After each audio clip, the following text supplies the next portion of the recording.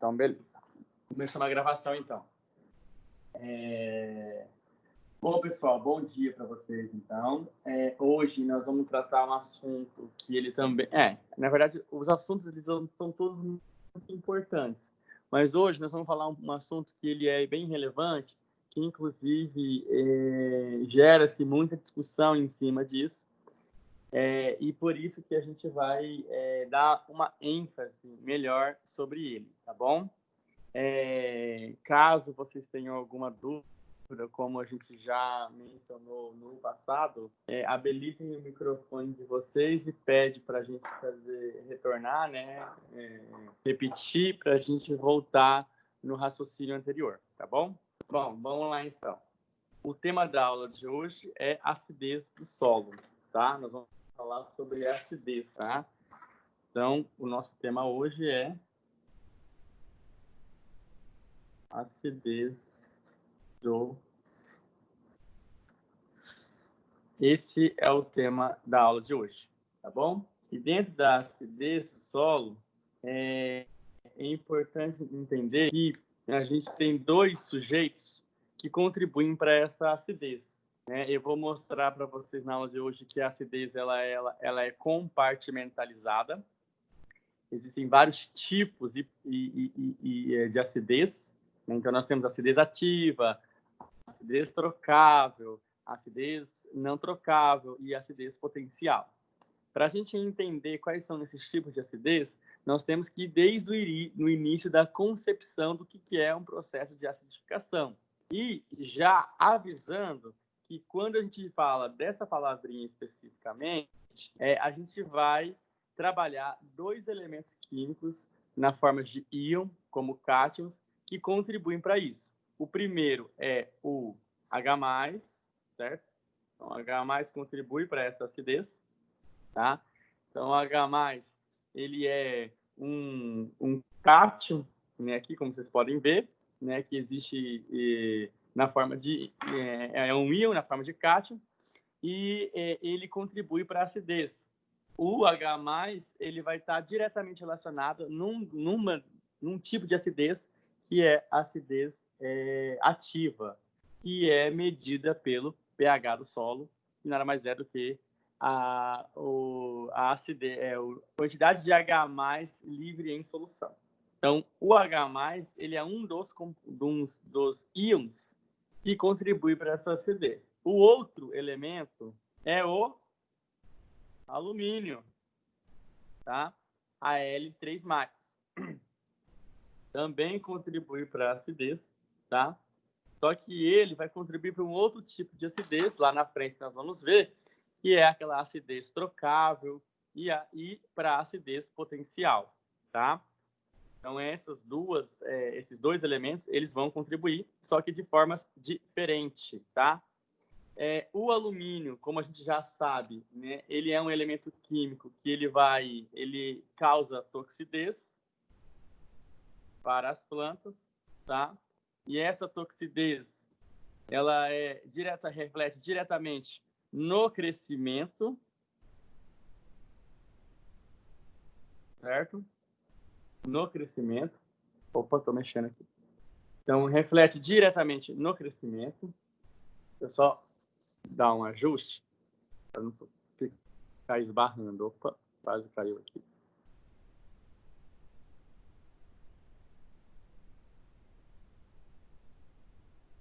Vou só trazer para cá, porque ele fica melhor para mim. Aí, pronto. Então, especificamente, né, o alumínio, ele influencia no crescimento vegetal, especificamente no comprimento de raiz, tá? Então, por exemplo, só para a gente focar aqui, então, se eu for fazer uma pesquisa, vamos lá pro meu para minha tela teste, tá, pessoal? Só para vocês entenderem o que eu estou falando. Então, só para minha tela teste. Tá, então aqui eu estou na minha tela teste, tá? Eu estou com dois computadores, o meu, que eu estou projetando a aula, e a tela teste. Então, se a gente for no Google lá, ó, vamos lá, só para vocês verem, tá? É o que eu quero dizer. Se vocês pegarem no Google, olha só, vocês colocarem assim, ó, toxidez por alumínio, certo? Toxidez por alumínio, certo? Se vocês pegarem aqui e verem imagens, vocês vão ver que, por exemplo, essa imagem aqui, ó, ela representa bem o que eu quero dizer por toxidez do alumínio. Vocês estão conseguindo visualizar aí no computador de vocês essa imagem que eu estou projetando? Aqui, ó, esse aqui é o documento da Embrapa, tá bom? Olha só, olha essa imagem aqui que eu estou projetando, beleza? Vocês estão conseguindo ver aí na tela teste? Sim. Não, ok. Então, olha só nessa imagem aqui que eu estou projetando. Ali, o que essa imagem mostra? Mostra no seu lado direito, né? 80% de saturação para alumínio e no lado esquerdo 80% e no lado direito 0%. Então, o alumínio, ele é um elemento químico que ele vai causar toxidez e vai inibir crescimento radicular. Certo? Então, como vocês podem observar na própria imagem que eu estou mostrando para vocês, certo? Como ele é um elemento que ele inibe mitose, né? Ele é um elemento químico que vai lá inibir o crescimento celular a partir do processo mitótico, consequentemente inibe o crescimento vegetal. E como o alumínio ele está no solo, o primeiro tecido vegetal que vai ser influenciado por esse crescimento é as raízes, tá bom? Então, vou parar de compartilhar aqui, e daí eu volto para a minha aula, tá bom? Bom, beleza. Então, voltando aqui para o que a gente estava falando, o alumínio, então, ele é um elemento tóxico que vai contribuir para a acidez. O H+, também ele é, só que ele vai influenciar mais especificamente na absorção.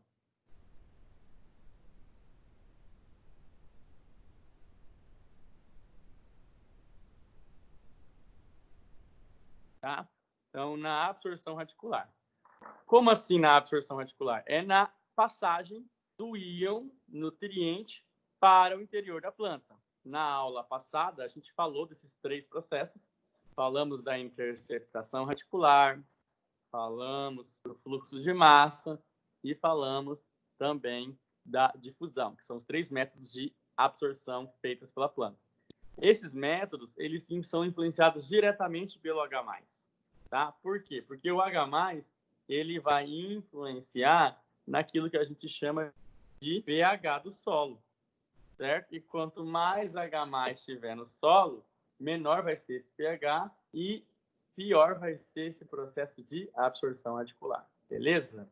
Então, esses 2 componentes, íons na forma de cátions, o Al+3 e o H+, são 2 componentes que contribuem para a acidez do solo, beleza? Isso é importante dizer.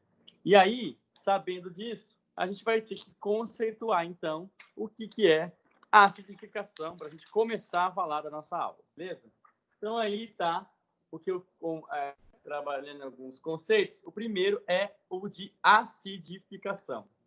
Então, o que é o processo de acidificação?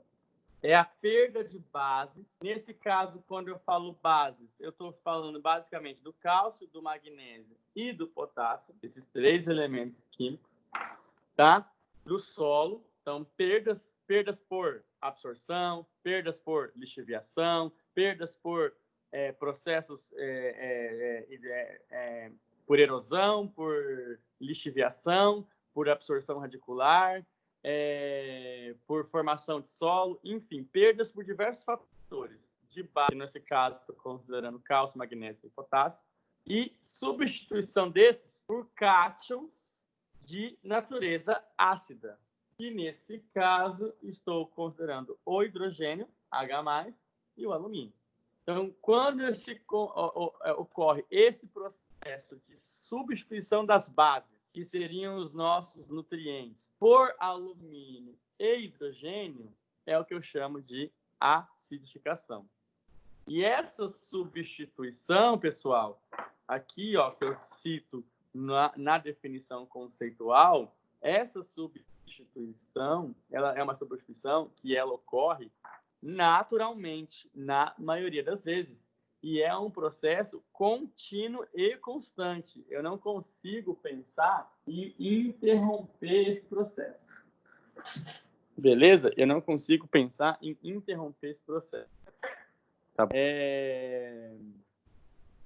Por isso que é importante a gente entender esses mecanismos, tanto das perdas das bases, como que as bases são perdidas, e como que esses cátions, H+, e alumínio, vão substituir essas bases, certo? E existem alguns fatores que contribuem para esse processo de acidificação. Eu vou elencar 6 fatores aqui, e desses 6 fatores nós vamos discutir eles em sala, porque a maioria deles não é provocado pelo homem, é um processo natural, beleza? Então vamos lá. Então, acidificação nada mais é do que perda de bases, cálcio, magnésio e potássio, do solo e substituição por cátions de natureza ácida. E esse processo de acidificação, ele é dado por alguns fatores que nós vamos ver agora. O primeiro fator, então, bora lá. O primeiro fator, pessoal, ele é basicamente... O primeiro fator, basicamente, é material de origem, certo? Como assim material de origem? Então, como vocês podem perceber aí, quando eu falo de material de origem, estou falando da rocha mãe, tá? E essa rocha, que pode ser uma rocha, lá a gente viu no semestre passado, né? Pode ser uma rocha de origem magmática, pode ser uma rocha de origem metamórfica, pode ser uma rocha de origem sedimentar, independente de qual rocha a gente esteja falando. Se esse material de origem, se essa rocha mãe for pobre em bases, for pobre em cálcio, magnésio e potássio, consequentemente, os nossos solos vão ser ácidos, por origem. Por quê? Porque o material de origem que originou aquele solo já era pobre em bases. Já tinha um processo anterior em que já fez um processo de lixiviação e perda de nutrientes, certo? Então, se a rocha-mãe for pobre em bases, naturalmente nossos solos vão ser ácidos. E isso é o que a gente define de fertilidade natural. Então, a fertilidade natural de um solo, ele está dependente, praticamente, quase que 100%, do material de origem que originou aquele solo. Então, se a gente pegar um solo, por exemplo, um latossolo com a base de quartzo, ele vai ser um latossolo arenoso, né, textura arenosa, pobre em bases, porque a maioria dos quartos, são pobres em bases, beleza? Então, o primeiro fator que gera acidez é o próprio material de origem, beleza? Certo. Depois, nós temos o segundo fator, que é o que a gente chama de decomposição da matéria orgânica. Aqui eu coloquei alguns exemplos esquemáticos de como que a matéria orgânica, em contato com oxigênio e água, gera acidez. Então, olha só aqui, ó, nós temos um composto orgânico em contato com a água, gera óxido de enxofre, certo? E gera H+, certo? Aqui, ó, também a amônia aqui, em contato com oxigênio, gera nitrato, água e H+, tá? Então, esse processo de decomposição, de conversão da matéria orgânica para inorgânica, também gera acidez. Entretanto, quando a matéria orgânica chega na fase de humus, esse processo de acidificação ele é interrompido. Então, vamos imaginar que quando eu estou falando de matéria orgânica, o processo inicial de matéria orgânica gera acidez. Mas, quando eu chego num processo final, essa acidez ela é tamponada, não consegue mais acidificar. Mas como no início, no processo de decomposição, a gente gera ácidos orgânicos, etc., a gente também gera acidez no processo de decomposição da matéria orgânica. Então, a própria decomposição da matéria orgânica, ela também acidifica o solo. Beleza? Certo. Então, vamos para o próximo, então. O terceiro fator aqui, ó, que também acidifica o solo, vou apertar um pouquinho isso. Chuva ácida. Aí a chuva ácida, né, coloquei aqui também um exemplo esquemático, né, do óxido de enxofre em contato com a água e oxigênio, gera H+, né, e mais óxido de enxofre aí. Da mesma forma que o óxido nitroso em contato com a água. Então, óxido nitroso e óxido de enxofre são os principais poluentes hoje emitidos na atmosfera, tá bom? Em contato com a água e oxigênio também gera H+, e liberação de nitrato, beleza? A chuva ácida está diretamente relacionada com a poluição ambiental, beleza? Então, emissão de poluentes por indústrias, carros, queimadas, agricultura, enfim, todos esses geram poluentes, tá? E quanto maior for a atividade humana nesse sentido, maior vai ser a probabilidade de causar chuva ácida. Naturalmente, isso ocorre em regiões onde a gente tem maior acúmulo de gases, né, do efeito estufa, que seriam grandes centros comerciais, beleza? Mas a chuva ácida está diretamente relacionada com a poluição ambiental, beleza? É um terceiro fator também que gera acidez do solo.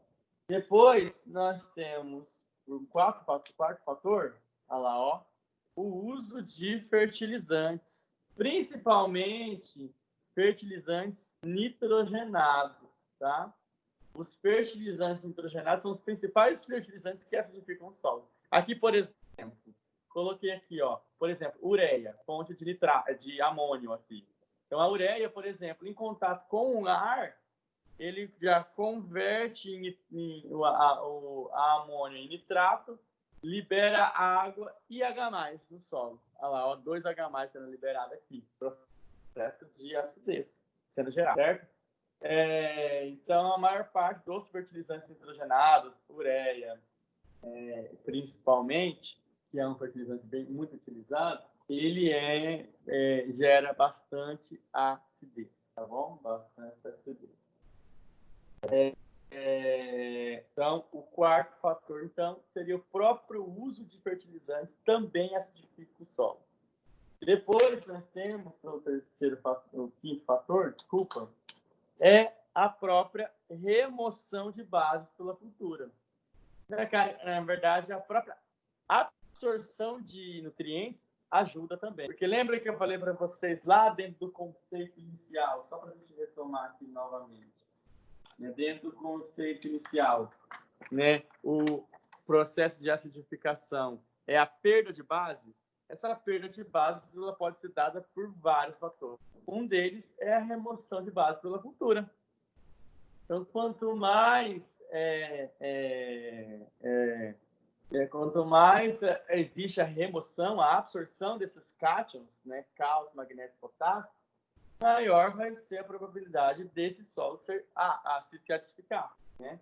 Então, aqui eu dei um exemplo. 1 hectare de feijão remove aproximadamente em torno de 40 quilos por hectare de bases.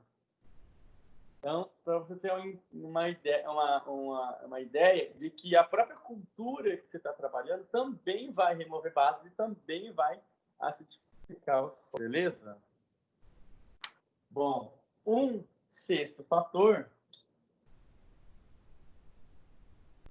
que também ele é importante, é o que a gente chama de absorção iônica pelas plantas, tá? Então, a remoção de bases é uma coisa e a absorção é outra. Na verdade, eles estão interligados, tá bom? Então, quando eu falo de remoção de bases, é retirada mesmo das bases pela planta e conversão isso em tecido vegetal. Aqui eu estou falando que para que isso aconteça, para que essa remoção de bases aconteça, que é a absorção, a planta, ela tem algumas plantas que são plantas acidificadoras. Por exemplo, com o uso de fertilizantes nitrogenados, por exemplo, a amônio aqui, a amônio, NH4+, quando ela entra para dentro da planta, a planta automaticamente libera H+ na solução do solo. Então, esse processo ele é natural. A entrada do íon na forma de amônio e a liberação de H+ no solo para que ocorra um equilíbrio iônico, né, entre solução do solo e solução à água da planta, certo? Então, esse processo de entrada do NH4+ e a liberação de H+ na solução, ele é um processo natural que a maioria das plantas realizam e é o que a gente chama de plantas acidificadoras. Nós temos plantas acidificadoras, porque tem algumas plantas que têm maior potencial para isso, né? Então, a própria absorção iônica também gera acidez. Um outro fator que eu não comentei aqui, né, e nem está no meu material, é o processo, que seria um 7º fator aqui, é o que eu chamo de... Deixa eu só ver aqui. Tem alguém me ligando. Deixa eu voltar. Certo. Então, o 7º processo aqui é o que a gente chama de lixiviação. Então, o que é lixiviação? Vamos imaginar aqui, vou tentar desenhar um perfil do solo aqui, tá bom? Um perfil do solo. E aí, você imagina que nesse perfil do solo, eu tenho o nutriente, por exemplo, um cálcio, certo? Eu tenho um cálcio aqui. O processo de lixiviação nada mais é do que, nesse caso, movimentação do íon.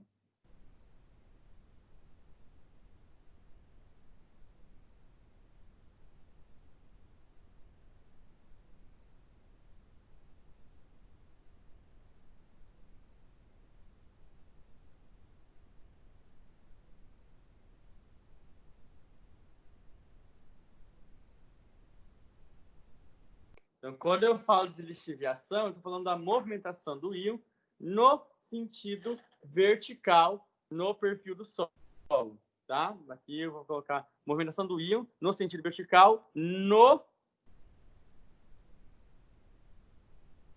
perfil do solo. Beleza? Só para a gente colocar aqui o conceito para vocês, tá? Então, quando eu falo movimentação do íon no sentido vertical, é basicamente o que eu desenho no meu esquema esquemático. Então, eu tenho cálcio aqui na minha superfície, e esse cálcio, quando ele é percolado no perfil do solo e indo para camadas mais profundas, é o que eu chamo de lixiviação. E essa lixiviação é um tipo de remoção de bases, é um outro tipo, né? Voltando lá mais uma vez para o nosso conceito, né? Então, essa perda de bases aqui que eu dei no início, falei da perda de bases no início, a lixiviação também contribui para isso, tá? Também contribui para essa perda de bases, certo? Então, a própria lixiviação também ocorre isso. Então, em solos mais arenosos, tem a probabilidade do nutriente ser lixiviado é maior, né? Então, consequentemente, a textura do solo influencia nisso. A água do solo, ou melhor, o clima influencia nisso, porque quanto maior for a precipitação e maior for a porosidade, a permeabilidade da água, a infiltrabilidade da água nesse solo, maior for a quantidade de água e a infiltrabilidade, maior vai ser a contribuição para a movimentação desse íon no sentido vertical e, consequentemente, maior lixiviação. Beleza?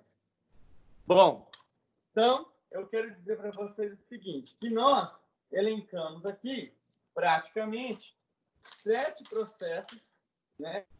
Vou só retomar eles aqui. 7 processos que a gente considera como fatores acidificantes, né?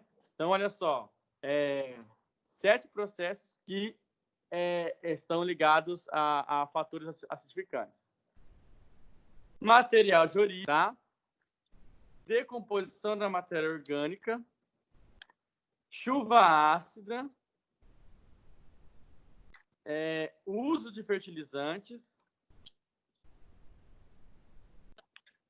remoção de bases pela cultura, absorção iônica pelas plantas e, por fim, processo de lixiviação. Desses todos que eu acabei de citar para vocês, eu quero dar destaque que, de todos esses 7 processos, os únicos 2 que têm interferência direta do homem são a aplicação de fertilizantes, certo? A aplicação de fertilizantes, que é um deles, e chuva ácida, porque está ligado à poluição ambiental. Então, o que eu quero chamar a atenção para vocês é que o processo de acidez do solo, ele é natural, ele não é provocado pelo homem 100%. Os únicos 2 fatores que contribuem diretamente para a acidez do solo e que têm interferência direta do homem é a chuva ácida, devido à poluição ambiental provocada pelo próprio homem, e a adição de fertilizantes nitrogenados. São os únicos fatores que têm influência direta. Por quê? O material de origem, decomposição da matéria orgânica, remoção de bases pela cultura, a lixiviação e os demais são processos que ocorrem naturalmente e de forma constante. O tempo todo isso está acontecendo no solo, tá? São processos naturais e constantes. Então, o tempo todo está se gerando acidez no solo. Beleza? Isso é uma coisa importante dizer, porque sempre dá ideia, quando a gente trabalha a acidez do solo, que a acidez ela é provocada pelo homem, e não necessariamente pelo homem. É um processo natural que sempre vai ocorrer no solo. E isso, inclusive, desmistifica aquele discurso de que vamos, então, fazer a calagem, vamos melhorar o nosso pH do solo, e aí acabou. Eu nunca mais preciso fazer isso. Não. Então, a calagem, o processo de correção da acidez, ele é um processo que ele é constante também. Por que ele é constante? Porque a acidez do solo ela não é interrompida a partir de um processo de calagem. Pelo contrário, você melhora as condições físico-químicas do solo pela calagem, mas depois de um determinado tempo, esse processo vai ter que ser refeito novamente, porque a acidez do solo ela é provocada por diversos processos naturais e constantes, beleza? E constantes. Entendendo isso que eu falei para vocês, nós vamos ver, então, alguns componentes da acidez, tá? Então, como que a acidez ela é dividida, subdividida, tá? Então, o primeiro componente da acidez aí que nós vamos falar, os 2 primeiros, é a acidez ativa. A acidez ativa é um componente, como eu estou mostrando aí para vocês. Isso. Então, a acidez ativa é um componente, beleza?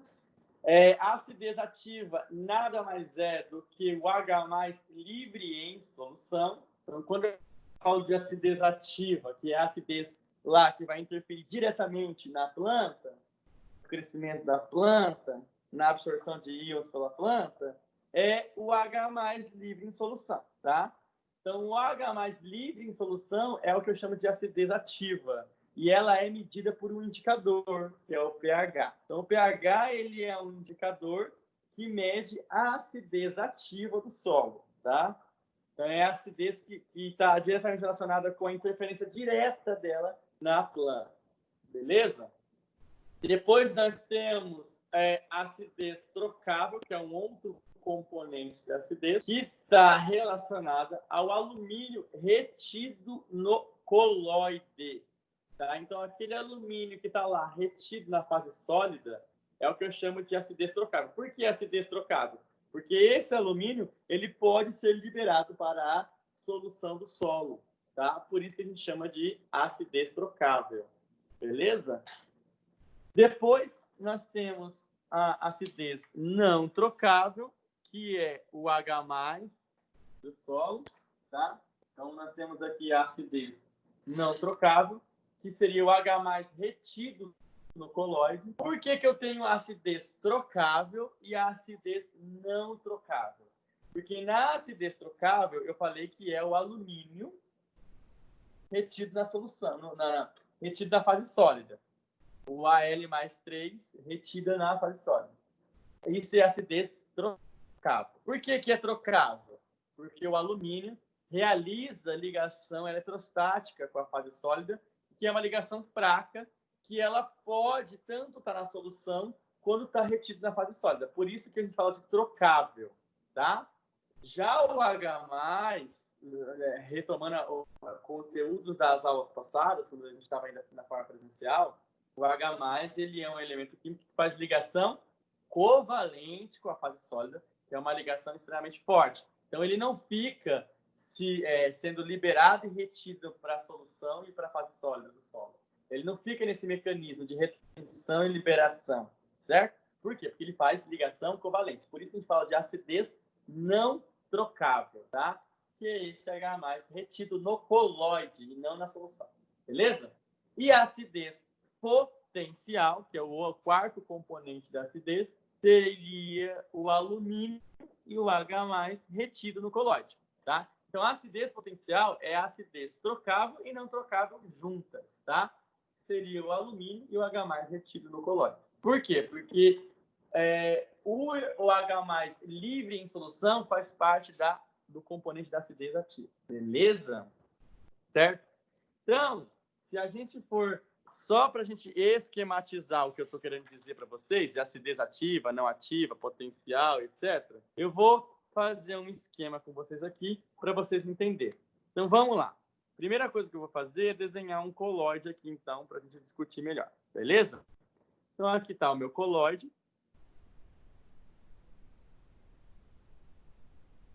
Certo? Aqui está o meu colóide.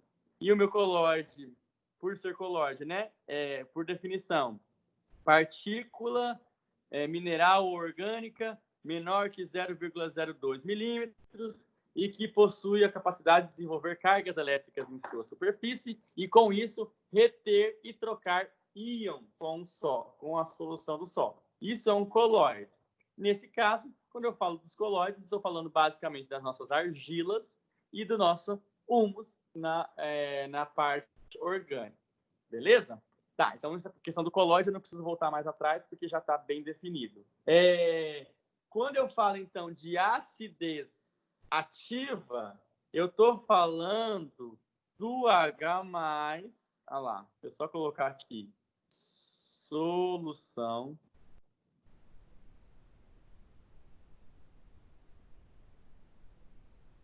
Então, vamos lá. Quando eu falo de acidez ativa, eu estou falando basicamente daquele H+, olha lá, ó, observando aqui no meu esquema, certo? Estou falando daquele H+ que está livre em solução. Esse H+ livre em solução é o que eu chamo de acidez ativa, certo? A acidez ativa, beleza? Quando eu falo daquele alumínio, olha lá, ó, do alumínio aqui no meu esqueminha aqui, ó, do meu alumínio retido na fase sólida do solo, tá lá retido, e a gente sabe que essa retenção, por mais que ele esteja retido e que o alumínio faz ligação eletrostática, ele pode estar na solução, como também pode voltar para a retenção na fase sólida. Então, essa liberação e retenção define o que a gente chama de acidez trocável.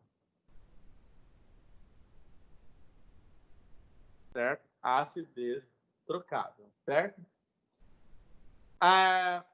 Depois, a gente tem o H+ lá, certo? O H+ retido na fase sólida, né? Como eu já exemplifiquei para vocês. Como esse H+, que está retido na fase sólida, retido no colóide, ele não tem esse mecanismo de liberação para a solução e retenção novamente, como não existe esse mecanismo, porque o H+, a ligação que ele faz com a fase sólida ou com o colóide é uma ligação covalente, é o que a gente chama de acidez não trocável.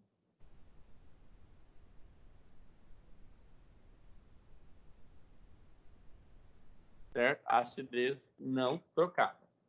E a potencial acidez potencial, só virar aqui, a acidez potencial está relacionada com o H+, e o alumínio que estão retidos no colóide.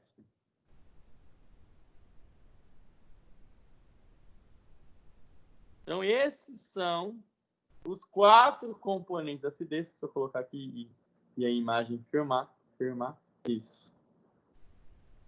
Então, nesse meu exemplo esquemático, eu mostro para vocês como que a acidez ela é compartimentalizada, beleza? Como ela é compartimentalizada e quais são os seus componentes. Então, só para a gente recapitular novamente. Quando estou falando do H+ livre em solução, estou chamando da acidez ativa.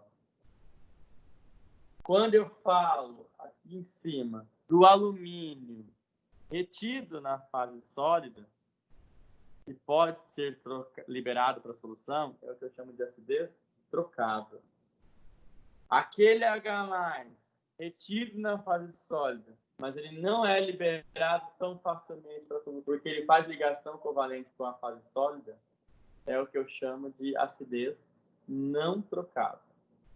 E a somatória da acidez não trocável, que é o H+ retido, da acidez trocável, que é o alumínio retido também, é o que eu chamo de acidez potencial. Beleza? Acidez potencial. Certo? Então, aí, nós temos os 4 componentes da acidez que a gente vai trabalhar nas nossas aulas. Tá? Então, quando a gente for falar de acidez ativa em relação ao pH, nós vamos utilizar ele vem a partir desse conceito. Quando a gente falar de CTC do solo, CTC potencial, eu considero o hidrogênio junto com o alumínio e mais os meus cátions bases. Acidez potencial. A acidez efetiva, que é o que realmente acontece, falando do alumínio, né, junto com as nossas bases. Então, esses conceitos, eles vêm justamente por conta desses componentes da acidez. Beleza? Pessoal, vocês têm alguma dúvida, algum questionamento, algum comentário em relação ao que a gente conversou agora com vocês? Não sei se vocês estão aí, está muito quieto, muito parado. Isabela, Jennifer, Natália, Walter, estão no meu coro aqui. Oi, como é que é? Desculpa, Jennifer. Tudo certo. Tudo certo? Não tem nenhuma dúvida, não? Nenhum comentário? Não. Por mim tá tranquilo também. Deu de entender. Foi bem tranquilo. Bem tranquilo?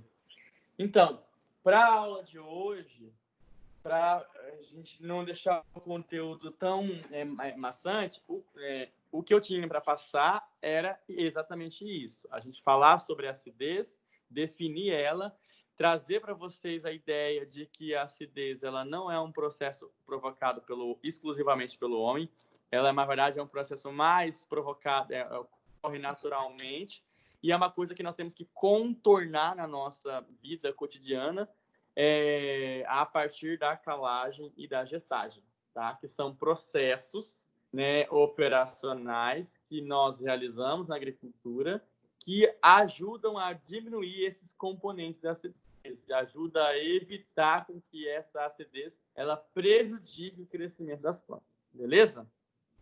Aí, como vocês assim foi meio rápido, porque como ninguém foi perguntando, eu fui falando. Foi meio rápido.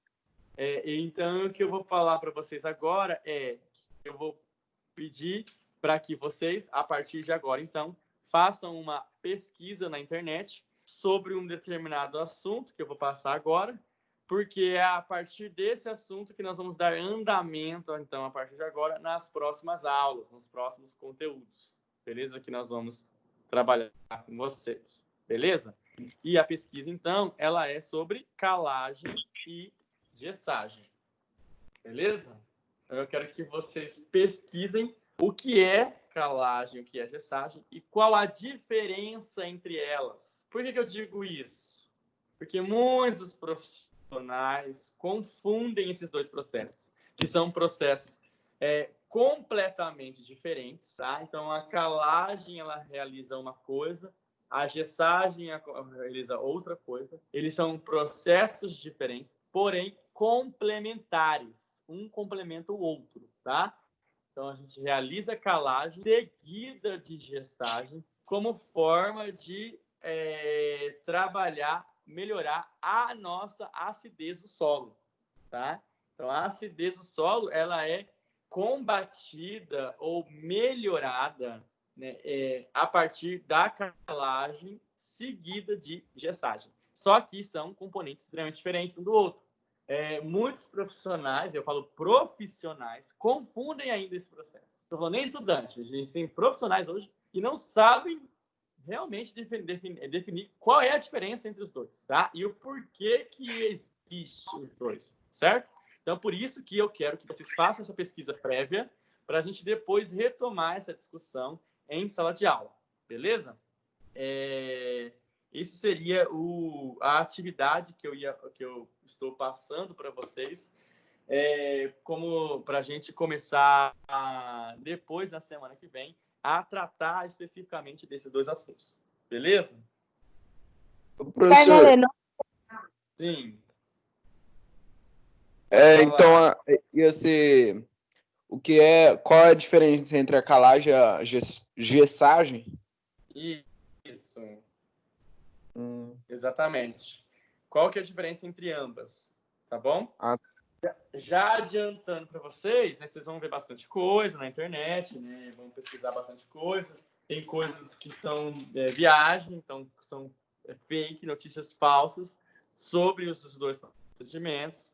Mas é só adiantando para vocês que calagem, ela é o principal, tá, fator, tá? Então a gente sempre entre os dois, primeiro a calagem, que é o principal, que a calagem ela vai interferir na acidez ativa, no pH do solo, no H+ livre em solução e também no H+ e alumínio retido na fase sólida, mas principalmente no H+ livre em solução. Então, o único fator que trabalha melhor a acidez ativa é a calagem, tá?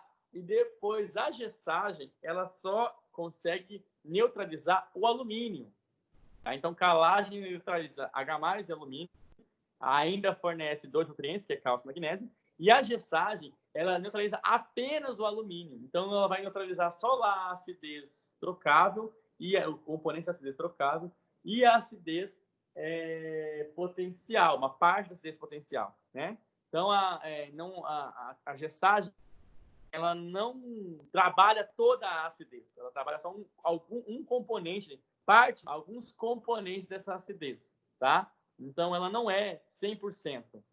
Só que o gesso, ele é um fator que... Deixa eu só fechar aqui. Só que o gesso, ele é um fator, é um produto que ele é de rápida percolação no solo, certo? Então, percola muito fácil. Então, o gesso, ele vai ser um complemento da calagem. Por quê? Porque a calagem vai neutralizar a acidez, né? Vai melhorar, reduzir a acidez na superfície, neutralizando o H+ livre em solução, o H+ retido e o alumínio na superfície. E o gesso, por ser um elemento que percola muito fácil no perfil do solo, vai neutralizar o alumínio em subsuperfície e fornecer enxofre e fornecer também fósforo em subsuperfície, tá? Assim, basicamente um resumo, mas eu quero que vocês aprofundem essa pesquisa, tá? Para diferenciar basicamente esses dois processos. Beleza? Beleza. Bom, pessoal, se vocês não têm mais nenhum outro questionamento para ser feito nesse momento, eu vou encerrar a transmissão online, mas aí depois, se vocês tiverem alguma dúvida, algum questionamento que vocês queiram fazer, vocês podem fazer por WhatsApp, etc., que eu vou estar disponível. Tá bom? Professor, e sobre a aula que talvez será que vai retornar semana que vem ou não? Então, a gente está aguardando o posicionamento da empresa em relação a isso, tá? Foi o Walter que perguntou, né? Então, Walter, eu não tenho uma resposta agora para dizer para você, mas até então, a quarentena para a Unic é até dia 13 de abril, Então, dia 13 de abril, nós retornaríamos às aulas presenciais, tá? Provavelmente amanhã, que é dia 9, vai ter alguma recomendação em relação a isso. Se vai permanecer ou se vai adiar esse processo, esse período de quarentena, tá bom? Então, não tem como eu dizer para você agora se vai ou não. Então, a partir de amanhã, nós vamos ver o comunicado. Mas, em tese, a quarentena, até neste momento, ela se encerra no dia 12, que seria domingo. Mas, E se aí, continuar... E sobre as apresentações, ou as pesquisas lá que era para apresentar? Então, aí, se continuar a quarentena, nós vamos ter que criar um outro método avaliativo. Tem algumas propostas que eu já penso. A gente pode fazer transmissão desses seminários online, né? Não sei. Pensei nessa transmissão online. Oi? Desculpa, Natália, você falou alguma coisa? Ah, tá. Tá, então tem como se fazer online, ou então a gente substitui os seminários por um trabalho. Enfim, eu vou amadurecer melhor essa ideia, mas primeiro eu preciso saber se vai ser adiado ou não a quarentena, tá? Se for adiado, aí eu vou ter que dar uma outra estratégia. Se não, a gente mantém os seminários com início, inclusive, na próxima semana, beleza? Mas aí nem todo mundo vai entrar, talvez, assim, apresentar, eu acho. Não, se for no videoaula. online, né? Não, por isso que nós vamos primeiro ver o que vai acontecer, se vai adiar ou não. Depois a gente vai ter que criar a estratégia. Eu não posso pensar nisso antes de saber, né? Beleza? Mas sim, se caso adie a quarentena, nós vamos ter que ter uma outra estratégia. Beleza? Então tá. Professor. Então é isso, então, pessoal. Eu vou encerrando aqui a transmissão com vocês, tá? Online, ao vivo, mas aí eu tô no WhatsApp agora, tá bom? Professor, a Natália tem pergunta, acho. Fala, Natália. Eu tinha te mandado uma mensagem pelo WhatsApp, não sei se o senhor viu. Eu mandei semana passada. Eu acho que eu não vi, Natália. Era a respeito do que, especificamente? Do seminário. Tá. Qual que é a dúvida dos seminários? Então, o meu é sobre as leis da fertilidade, certo? Daí, são 6 ao todo. Não, peraí, qual lei que é a sua? Porque eu defini as duas leis só. A do mínimo, a primeira lei ou a segunda que você ficou? Então, era a segunda lei. Aí eu pesquiso segunda lei, aparece assim, não aparece especificamente ela, aparece 6 tipos. Tá. Então, aí você vai colocar o seguinte, então. Lei dos incrementos decrescentes, tá? É essa lei. Lei dos incrementos decrescentes. Você quer que eu escreva para você? Você quer que eu escreva? Aqui? Oi? Não precisa, não. Não. Tá.